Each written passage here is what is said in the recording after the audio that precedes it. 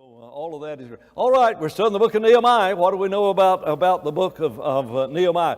We finished up last week by looking at chapter 2, and that's the slides that are on the screen right now. And so they've come back and they're ready to rebuild. And the points in chapter 2, the major points are Nehemiah appears before Artaxerxes, and then Nehemiah arrives at Jerusalem. We talked about some of the things that he did.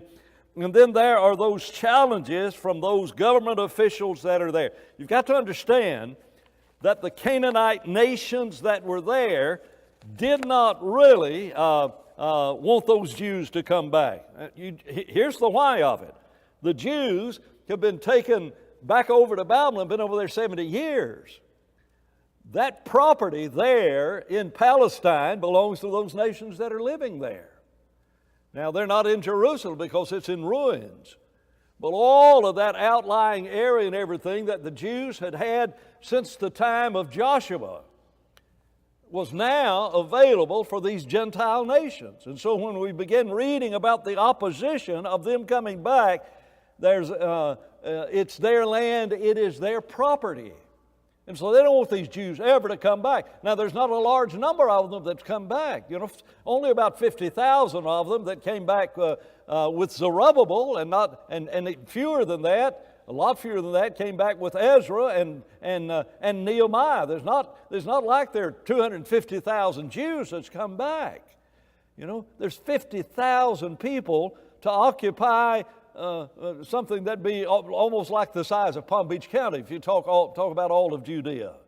And so if we can just keep these Jews from ever getting a foothold in this place, then everything is going to be all right. Now, I want us to get the concept of towers and gates that will be mentioned in this chapter. And so slide number 3 talks about it has a map of that city. I hope that's where that slide is. That will give you some idea, because in this chapter, in chapter number 3, we're going to read about they built to this gate, they built to that gate, and they built to this other gate. It's interesting that the gates have names, and some of the names are rather interesting, but how would you like to have lived beside the dung gate? Now, you talked about choice real estate. I mean, the dung gate must be just like living in Palm Beach County. I mean, not Palm Beach County, but over in Palm Beach. My guess is, I think we'd all make the same guess as to what went in and out of the dung gate. You ever drive down the interstate and there's one of these big piles of dirt and you make sure you got your windows rolled up? That's dung gate, that's the kind of thing. And so the slide that was there just a few minutes ago of the map of the city is from Nehemiah's day, and yet it doesn't list all of the gates by any means of all the gates that's to be found in that area. So let me get this laptop cranked up and going good. Nehemiah has arrived in the city. He's gone out by night. He's surveyed the city, and remember, the ruins of the city were such he could not even go up and down the streets. He had to leave one gate and come out into another gate to even see the city. And now they are ready to start the building of the city. And so it's in chapter 3 that we read all of the details of the rebuilding of that city. And I'm there now. There in Nehemiah chapter 3, he says, "Here's how it happened. Then Eliashib the high priest rose up with his brethren and the priest and built the sheep gate. They consecrated it and hung its doors. They built it as far as the Tower of the Hundreds and consecrated it, and then as far as the Tower of Hananel." Now, on the map, you're not going to find all of these cities, but all of these gates and everything, because that's not an accurate map that shows all of the things that has all of these gates and everything. But if you've got the concept, You start at point A and you keep building the city and keep going around the city and rebuilding the city. And so you begin reading about all of these individuals who rebuild the city. Now, there's some interesting things about those who rebuilt the city, but I want you to look briefly in verse 2. And do you see a word that's in verse 2, not the name of a person, but a four-letter word in verse 2, and do you see that same four-letter word in verse 4, and then it's again a second time in verse 4, and then that four-letter word is in verse 5, and that four-letter word is in verse 7. You see the word I'm talking about. And so here, the divine record said, it starts right here. And next to him, and next to him, and next to him, and next to him. And then you get a little bit later in the chapter, in verse 8, I've got next underlined in verse 8 twice. I've got it in verse 9. I've got it in verse 11. You get down to verse 16, and it's no longer next. It's the changes word. I'm not sure exactly why the change of the word that says, and after him, and after him, and after him, and after him. I've got a blank on the screen up there saying, how many times is the word next found in this, and how many times is the word after found in here?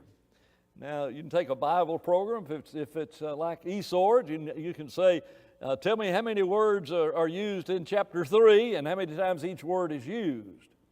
But we're not going to do that. I'd even thought about reading all of this, but it's just names, and it says, and next to him, and next to him, and next to him, and next to him.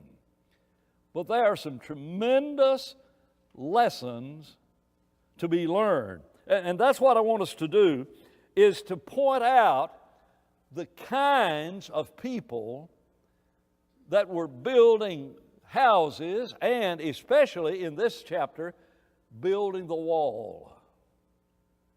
In verse 1, we read about the high priests and all of the priests. You cannot have leadership in the church if the leaders are not out in the front. You may have heard the story of the man who came through one of those western towns and everything, and he said, "Did the large crowd of people come through here?" They said, "Yeah, about an hour ago." "Well, which way did they go?" "Well, they went out. They came through this way, and they went out that way." He said, "Well, that's good. How long ago was it?" He said, "I've got to catch up because I'm the leader of that group." And I just think it's interesting that when you read in verse 1, you read about this individual that is the high priest, and he rose up with his brethren, the priest. And so what I want us to do is to look, and they are on the screen, and look at the quality or the different kinds of people that are out there building walls. Look in verse 5. There's another group to him, is the Tekoites. And then it says, of the Tekoites, who did not put their shoulders to the work of the Lord. Isn't that interesting? The nobility did not do it. I love the fact that in verse 1 you've got the priest, but here's the nobility.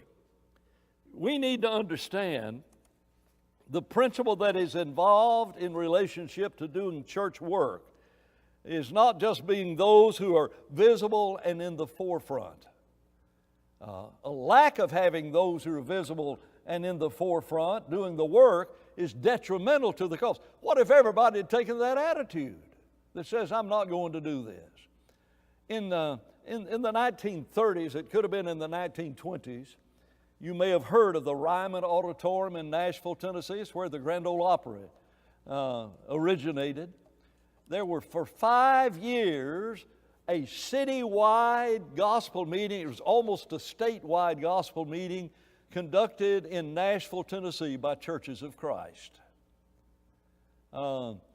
those books are still available, by the way. N.B. Hardeman, free to Hardeman University. N.B. Hardeman was the individual who spoke in all of those. The Spiritual Sword magazine, by the way, in the next issue, is going to have a review of some of those sermons that were there. And there's an amazing thing. It's amazing in this respect, that there were 2 newspapers in Nashville at that time, and there was a stenographer hired by those papers to record, a court stenographer, to record every word that Brother Hardeman preached. And the Nashville, Tennessee, and I forgot what the name of the other Nashville paper was. One was the morning paper, the other was the evening paper. What was it called? The Banner, the Nashville Banner. And both of those papers published the full text of every one of those of those sermons. And they went for days and days. And the Ryman Auditorium was filled up. In volume number 1, there's a picture made of the Ryman Auditorium made back in the 1925, the 1930, and you cannot see anybody in it. Their heads are about the size of a pinhead or something like that. I mean, but my grandfather says, there I am sitting right there. Well, there's only about 5,000 faces in there, and he wanted me to believe that one of those was his. But here's why I tell that story. There were 2 brothers that they were trying to decide which one will be asked to do the preaching in this.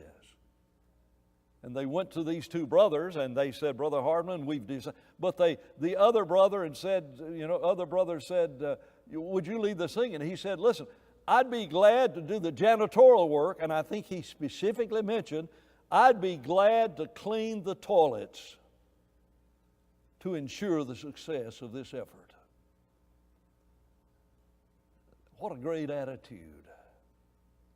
And so here's the nobility said, no, that work is below us, and we're not the ones who are doing it. Look down in verse 8. What kind of people do we have working in verse 8?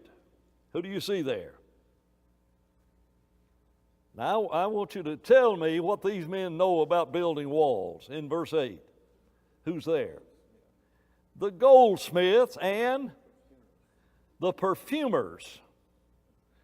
Tell me what on earth a goldsmith knows about building walls. And a perfumer, I'm not sure what a perfumer is. Do they manufacture the perfume, or do they stand in the middle of the mall and as you walk by spray it at you? I mean, what do they know about it? Here's the point I'm trying to make. That here these people have come back, and the Bible talks about they had a mind to work. And when you get a group of individuals as diverse as this group is, and you've got everybody in it saying, I'm going to do my part, I'm going to do my part. It may take a perfumer a much, much longer time to pick up that rock and put it in its proper place, and however you fortified whatever kind of glue you put in there to make that wall. But now we got the goldsmiths and the perfumers, and look down in verse 12. Who's in verse 12? Next to him was Shallum, the son of Halohesh, I guess it is, leader of the half district of Jerusalem. He and who? His daughters. Tell me how on earth can these dainty little women be out there building this wall? But they're there. He and his daughters. And it talks about, and so it talks about that individual, and he was leader of the half of the district of Jerusalem. Look in verse 16. Verse 16 says, after him was another Nehemiah, not the Nehemiah of this book, but he was the leader of the other half of the district of Beth-Zur. He made repairs in front of the tombs of David to the man-made pool and as far as the house of the mighty. Here's the point we're trying to make. And it's a point that has tremendous application in the church. We need to be the kinds of people that will do whatever we're asked to do. I'm glad that there was an N.B. Hardeman.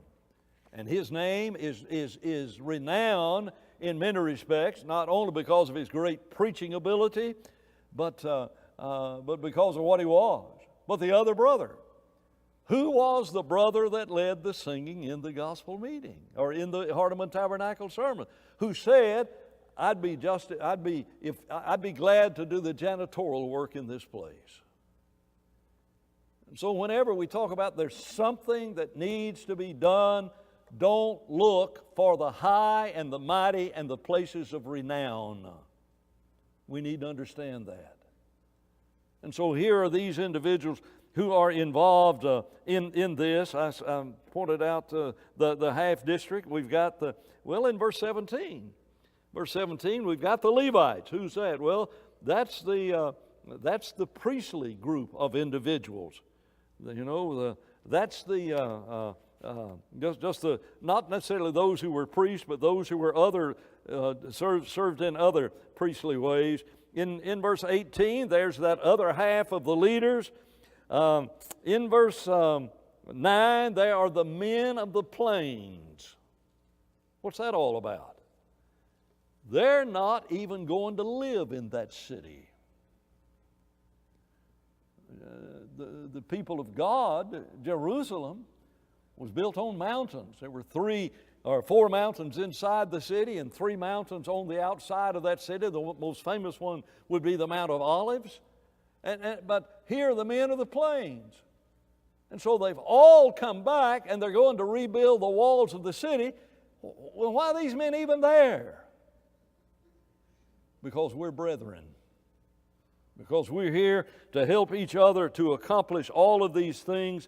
And in verse 10, there's the Tekoites mentioned again, and they built another section. We read about them in the early verses. I read that name just a few minutes ago. And so when they'd finished that section, they went and they did the next section. How do you do a great work? You have people that says, I want to be a part of this, and I will do whatever I can do to help in relationship to this. And there are tests. There's work that is to be done that is not high, that does not call a lot of attention to the individual who does it, but it is the work that everyone must do. And then verse 28, the Tekoites are in verse 27, but verse 28, he built a wall beside his house. And you and I need to understand that his own children, if he had children, they'd say, my daddy is a part of building this great, and my daddy helped build this very, very wall that's right here. Isn't it funny? And I don't know, you maybe didn't grow up in the church, but isn't it great to go back to your home church where you used to go years ago, where your fathers or grandfathers might have been? You know how good that feels? It hurts sometimes when you go back and it's not as big as it used to be, and it hurts to see that, but you can sit in that place and just have such unbelievable memories. The screensaver I've got on my laptop is of the West Huntsville congregation, and I don't know when it was made. I remember that wooden building that was there. And my dad, who was the youngest, I think, of 5 or 6 children, is somewhere in that photo. I cannot find him. You know the type of, they're all standing out. Well, it's like the photo we made to advertise the church. Remember when we all met in that corner of the building, and that photo appears sometimes even in our advertising today. But there is that photo that was made of the West Huntsville congregation. And my Uncle Willie, my dad's oldest brother, he had a funny-shaped head and a funny-shaped face, and I can find him in that photo, but I can't find my own dad. But I look at that little, what memories you have. I went back and spoke at the 100th anniversary of the West Huntsville congregation several years ago, and it's where Glenn Colley is now preaching. And when Glenn was down here for a previous meeting, he said, Dan, I'm leaving so-and-so, and I'm going to place you may have heard of. It's the West Huntsville congregation. He's done a great, great work, and you'll see why whenever he gets here. He builds it up. But at that homecoming, I stood up and read a letter that I received in this building from a person who said, "I'm glad to finally find your address." Said, "I grew up at West Huntsville." And said, "I wasn't a member of the church. I was just a neighborhood kid." And he said, "And I shot a hole with my BB gun through the window. And I'm just worried about that hole in that window all of my life. And would you see that the church there gets this check to pay for that window?" Well, that building had been gone 50 years or more, but I was glad to be able to talk about the influence of the West Huntsville congregation and the world in which a little neighborhood kid shot a hole through with his BB gun through a window, and the impact that had on him. And now, 50, 60 years later, he says, "And I was able to give that check to the elders there to replace that window." Of course, they don't need the windows replaced anymore, but it says something about what was happening. We got to get through chapter 4 if we can. Let's get over to chapter 4, because what we've looked at in chapter 3 is just when you get to the end of it, all of a sudden, verse 32 of chapter 3, "And between the upper room at the corners and as far as the sheep gates, the goldsmith and the merchants made repairs." Everybody's out there working themselves like crazy. And there's something exciting about that. You remember the day in this building where we all went out and laid the sod that was out here? You remember that day? I'll tell you what I remember about it. I remember the fire ants that were inside that sod. You'd pick up, and Alice shaking her head, yes, she remembers that. When you picked up that little 1 inch square, or that 1 foot square piece of that sod, or however 1 by 2 or whatever, however big it was, you just prayed that it didn't have fire ants on it, and then you got to carry it over there and drop it in its proper place. Who did that? This whole church was involved in it. A part of the history of this church that very few of you will remember. It was over there on 36th Street when we painted that entire building in half a day. That occasion, we had 300 of the members, even little kids running around with little rags. You couldn't drop a drop of paint without a little kid being under your feet to make sure you didn't mess up the sidewalk. Newspapers heard about it. We didn't arrange for them to come out there. They came from the TV station. People in the neighborhood called the television station and said, "We don't know what's happening in this church. It's just covered up with a hive of ants almost." People had a mind to work. Now then, we got to chapter 4, and now we began reading about those individuals who provide the opposition, those who mock the building of it.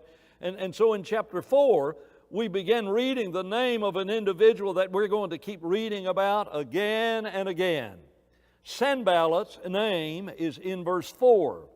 Sanballat's in verse 1. In verse 3, there's Tobiah the Ammonite. And so you've got these individuals that are there that are opposing them. And down in verse 7, there's the Ammonites and the Ashdodites and the Arabs are there. And there are these Gentiles. Sanballat is a Samaritan. When we get to the New Testament, we'll start reading about the Samaritans. And so Sanballat is evidently a part of all of this. And so there is that opposition. And the kinds of things that they're saying is to mock them. Look in verse 2. Who are these feeble Jews? What are they doing? Will they fortify themselves? That's said in mockery. That's the height of sarcasm. Here's this massively huge city. Will they fortify this? Will they offer sacrifices? Will they complete it in a day? And every bit of that is just mockery of them, and evidently mocking them. Do they think if they'll sacrifice to the gods because they're pagans, will they sacrifice to the gods or not? And will they revive the stones from the heaps of rubbish, stones that are burned? We know the answer to that. But there is that mockery whenever you're trying to do your very best and people are mocking you. When you've had that in the workplace perhaps, where you're really trying and you're giving everything that you can, and there's people on the sidelines trying to mock you and put you down. Sometimes that happens in the church, and sometimes it happens in your family. What do you think you're trying to do in relationship to this? But there is that mockery that they're giving. And will they build this out of burned stones? Folks, you've already been defeated when you were a nation of hundreds of thousands of Jews when Nebuchadnezzar came down, and now you've got 50, 60,000 off your back. You really think you're going to be able to do this? And that's the kind of mockery that they gave them. And then look when he says in verse 3, whatever they build, if a fox goes up on it, it'll break down that wall they're building. Foxes were a real problem in biblical times in relation sometimes to those vineyards that they had. And that's why they put a hedge around the vineyards. You read about the hedges in the man who planted the vineyard and hedged it in. And I forget, it must be in Song of Solomon that talks about the little foxes and the damage that little foxes can do. And so here's this hedge and here's this vineyard and you've got it protected. And here's these animals that's coming in. Here's these small animals coming in and they're destroying the vineyard. Well, they're not talking about the vineyard itself. They're talking about the wall itself. This wall is going to be so flimsy that if one fox gets up on top of it, it's going to fall down. Well, what do you do whenever those kinds of problems come in your life? Well, listen to what Nehemiah and the Jews did. And here in verse 4, "Hear, listen, O our God, we are despised." And then they says, "Turn their reproaches on their own heads and give them as plunder to a land of captivity." We talked last week about boldness in prayer. I believe that's an element we rarely have in our prayers. Let us come boldly to a throne of grace. Now, how on earth can they pray that God will plunder their enemies? And that's why last week we talked about our prayers are built upon the very nature of God. It's not God that we are so good, but God, we understand you and we're asking you, Almighty God, to plunder them. We have just come back from captivity. Now let them go into captivity. Let them go to the land of captivity. And then listen to this. God, don't forget what they have done. Do not ignore, cover their iniquities, and do not let their sins be blotted out from before you, for they have provoked you to anger before the builders. That's pretty strong praying. I have difficulty myself praying prayers of boldness because I feel so insignificant, and why on earth would God even listen to me?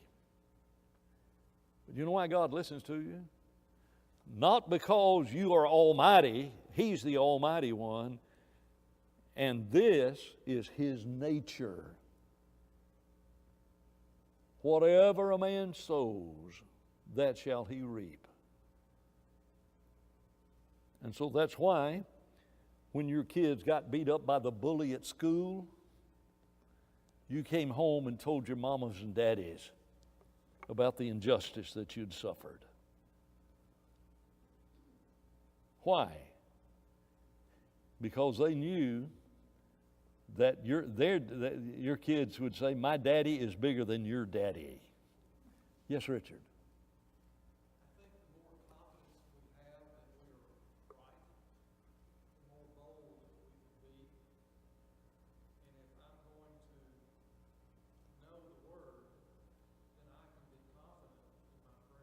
That's right.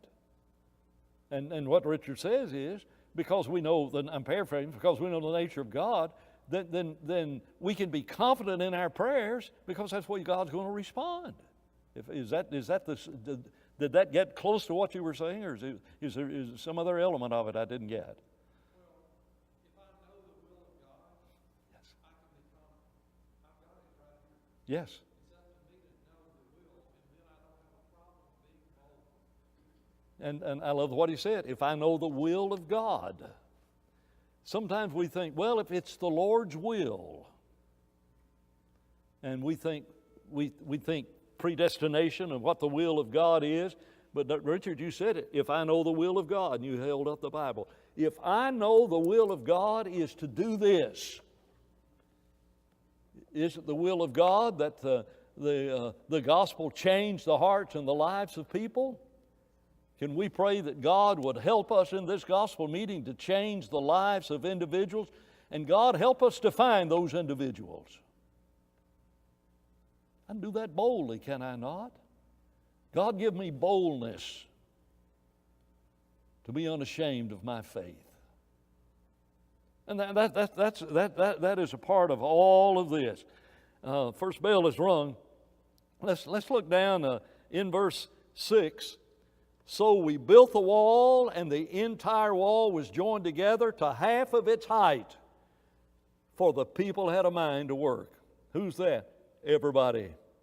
They get it up to half that height, and when that happened, Sanballat and Tobiah and the Arabs and the Ammonites and the Ashdodites heard the walls of Jerusalem had been restored and the gaps were beginning to be closed. They became very angry. I think up in verse 1, they're furious and very indignant. And now they're very angry. And they, all of them, conspired together to come and attack Jerusalem and create confusion, and infiltration perhaps. Nevertheless, we made our prayers to our God, and because of them we set a watch over against them day and night. Judah said, we're getting tired. The strength of our labors is failing. There's so much rubbish, we're not able to build the wall. And our adversary says they're so busy with this wall, they'll never even know when we come in. We'll come in their midst and kill them. And the Jews who dwelt near these individuals who are named, and these tribes who are named, they told us 10 times, from whatever place you turn, they will be upon us. Nehemiah said, here's what I did. I positioned men behind the lower part of the walls, at the openings, at the gates, and I set the people according to their families with their swords and their spears and their bows. And I looked and arose and said to the nobles, to the leaders and the rest of the people, don't be afraid of them. Here's the reason. Remember the Lord, great and awesome, and fight for your brethren, your sons and your daughters and your wives. Folks, what a sermon. What a sermon about what's happening in America. I'm not talking about arming ourselves and going and standing in the schoolhouse. I'm talking about dealing with this sin problem. And we need to arm ourselves and make our homes a place where there's righteousness to be found, and let that be the place where we fight for our brethren. There are so many spiritual lessons that come out of this. Look in verse 15. Verse 15 says, it happened when our enemies heard that it was known to us about them coming in and trying to sneak in among us, and that God had brought their plot to nothing, that all of us returned to the wall, everybody's to his work. And they worked so hard, day and night. The bell's going to ring in just a minute. Verse 22 says, I said also to the people, let each man and his servant stay at night in Jerusalem. Don't go home, that they may be our guard by day and by night. Verse 21 says, we worked 12-hour shifts. There was a daylight shift and there was a nighttime shift, and we worked day and night. So neither I, my brethren, my servants, nor the man of the guard who followed me took off our clothes except to go wash them. You know why they built this wall? Is there any lesson here for us to learn about Palm Beach Lakes?